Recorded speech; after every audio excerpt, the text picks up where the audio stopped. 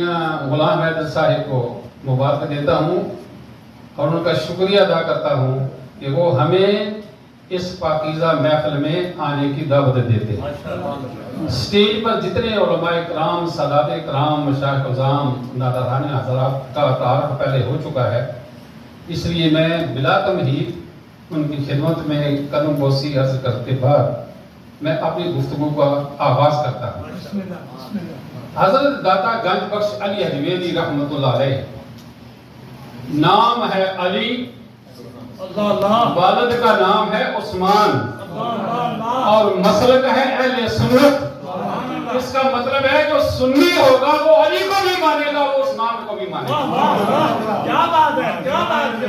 اس لیے ہم یہ بتا دینا چاہتے ہیں کہ اہل سنت والے علی کو بھی مانتے ہیں، عثمان کو بھی مانتے ہیں۔ سامعین کرام، میں نے جو آیت تلاوت کی ہے اس کا ترجمہ یہ ہے، ان رحمت اللہ، اللہ کی رحمت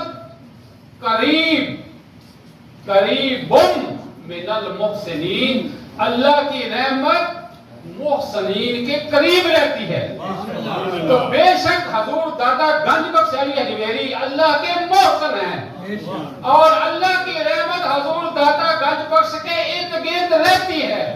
اگر دادا گنج بخش اس رحمت سے اگر کسی کو کچھ عطا کر دے تو شکوہ کس بات کا کرتے ہیں کہ حضور دادا گنج بخش کچھ دے نہیں سکتے۔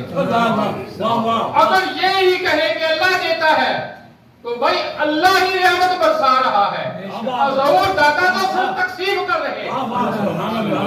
تو یہ ہمارا عقیدہ ہے۔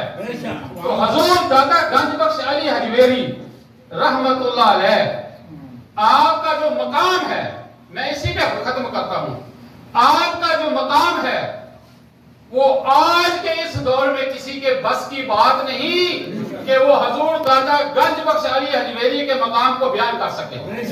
جس طرح آج سائنس کی تھیوری یہ کہتی ہے کہ یہ آسمان صرف حد نظر تک ہے، جتنا اس کے اوپر کوئی جائے گا، جہاں تک وہ دیکھے گا اس کو آسمان ہی نظر آئے گا۔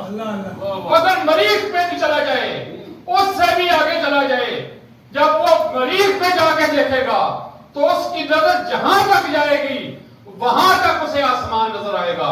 آسمان کی کوئی حدود نہیں ہے۔ بعین ہی حضور دادا گنج بخش علی حجویری رحمت اللہ کا مقام یہ ہے کہ اگر مجھ جیسا کوئی ان کے مزار پہ جاتا ہے تو حضور دادا گنج بخش سے ولی نظر آتے ہیں۔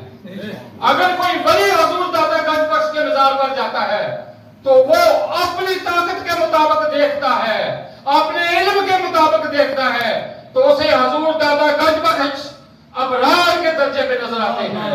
اور اگر کوئی ابرار حضور دادا گنج بخش علی حجویری کے مزار پہ جاتا ہے تو وہ اپنی نظر سے دیکھتا ہے، اپنی وسعت سے دیکھتا ہے، تو اسے حضور دادا گنج بخش ابدال کے درجے پہ نظر آتے ہیں۔ اور اگر کوئی ابدال حضور دادا گنج بخش علی حجویری کے مقبرے پہ جاتا ہے، وہاں جا کے دعا کرتا ہے اور اپنی نظر سے دیکھتا ہے، تو اسے حضور دادا گنج بخش غوث کے قطب کے درجے پہ نظر آتے ہیں۔ اور اگر کوئی قطب حضور دادا گنج بخش کے مزار پہ جاتا ہے تو اسے حضور دادا گنج بخش غوث کے درجے پہ نظر آتے ہیں۔ اور اگر کوئی غوث حضور دادا گنج بخش کے مزار پہ جاتا ہے، وہ اپنے علم کے مطابق، اپنے فیض کے مطابق، اپنی نظر کے مطابق حضور دادا گنج بخش کو دیکھتا ہے تو وہ اپنے ماتھے کو پکڑ لیتا ہے کہ حضور دادا گنج بخش کو اللہ نے کس مقام پہ عطا کیا۔ یہ ہے حضور دادا گنج بخش علی حجویری رحمۃ اللہ علیہ۔ آج حضور دادا گنج بخش علی حجویری رحمۃ اللہ علیہ کے یہاں پہ اس پہ آنے والوں، یہ آپ کی خوش قسمتی ہے۔ لاہور میں بڑے بڑے سلطان، بڑے بڑے بادشاہ آئے، آج کسی کا نام و نشان نہیں ہے۔ اور یہ حضور دادا گنج بخش ہے جن کے مزار کے اوپر اراؤنڈ دا کلاک 24 آور قرآن پاک کی تلاوت ہو رہی ہے، اور کا ذکر ہو رہا ہے۔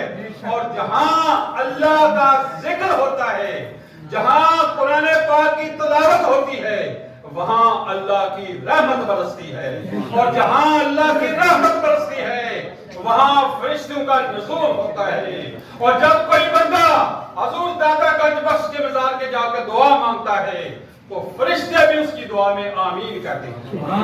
یہ ہے مقام حضور داتا گنج بخش کا۔ اگر آپ گجرات سے لاہور آئیں اور راوی کے پل سے بائیں دیکھیں تو جہانگیر کا مقبرہ نظر آئے گا، وہ جہانگیر جس کے ایک اشارے سے ہندوستان کی تقدیر بدل دی تھی، آج وہاں ہو کا عالم ہے، اور اس کے ساتھ ہی اس کی بیوی نور جہاں کا مقبرہ ہے، جہاں ویک ڈیز تو کوئی ویکینڈز کا بھی کوئی نہیں جاتا، اور ویک ڈیز کے بغیر بھی وہاں پہ کوئی نہیں جاتا۔ اور اس نور جہان کے مقبرے کے اوپر ایک تختی لگی ہوئی ہے جس میں لکھا ہوا ہے بر مزارے ماں غریباں نے چراغے نے گلے، بر مزارے ماں غریباں نے چراغے نے گلے، نے پرے پروانہ سوزد نے صدائے بلبلے۔ اس کے تختہ لکھا ہوا ہے کہ ہم غریبوں کے مزاروں پہ کون آئے گا، کون چراغ جلائے گا، کوئی یہاں پہ پھول نہیں رکھے گا، اور نہ کوئی پروانہ آگے یہاں پہ اپنی جان دے گا، اور نہ کوئی بلبل جو ہے وہ صدا دے گی۔ جو ہی دریا پار کرے راوی کا، آگے حضور داتا گنج بخش کا مزار مبارک ہے جس کے اوپر لکھا ہے گنج بخش فیض عالم مظہر نور خدا، نہ خدا را پیر کامل کامل را رحمہ۔ یہ شعر خواجہ معین الدین چشتی اجمیری رحمۃ اللہ علیہ نے جب 40 سال کا چرا کیا اور کچھ نہ ملا تو نا امید ہو کر باہر نکلنے لگے۔ جب نکلنے لگے تو حضور داتا گنج بخش علی اجمیری نے ان کی جھولی کو اپنے فیوز کے خزانوں سے بھر دیا تو وہ بول اٹھے گنج بخش فیض عالم مظہر نور خدا، لا تسارا پیر کامل کامل را رہنما۔